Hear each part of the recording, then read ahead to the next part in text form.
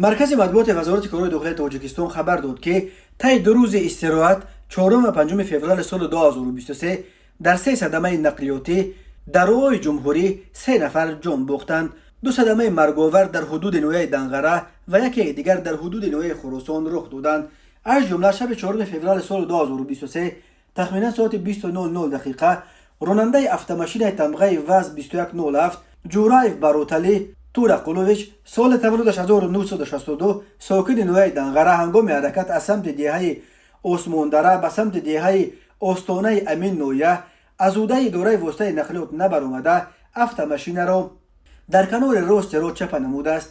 در نتیجه خود راننده جورایف جراحت وزن جسمانی برداشته هنگام به بیمارخانه دسترس نمودن در راه به هلاکت رسیده است.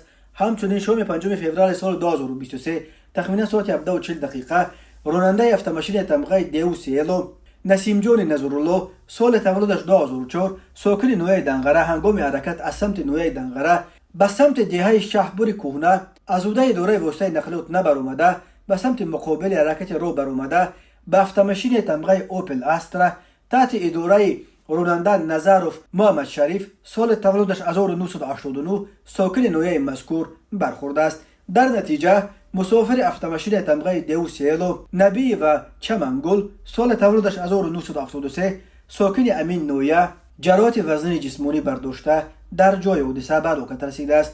راننده افت-ماشین تمغه اوپل استرا نظروف جراحت جسمانی برداشته در بیمارخانه بستری گردیده است. همین طور صبح 5 فوریه سال 2023 تخمینا ساعت 9:30 دقیقه راننده افت-ماشین تمغه تویوتا الیف زیادالله سال تولدش 1987 ساکن نویه خراسان هنگام حرکت از سمت شهر دوشنبه به سمت شهر بختر در روبروی محله قهرمان نویه مذکور دوچرخران کورچایف جمعه مراد سال تولدش 1962 ساکن نویه مومن آباد را پخش نموده است. در نتیجه دوچرخران کورچایف جراحت وزن جسمانی برداشته هنگام به بیمارخانه دسترس نمودن در راه به هلاکت رسیده است. از روی این حادثه ها تحقیقات ادامه دارد.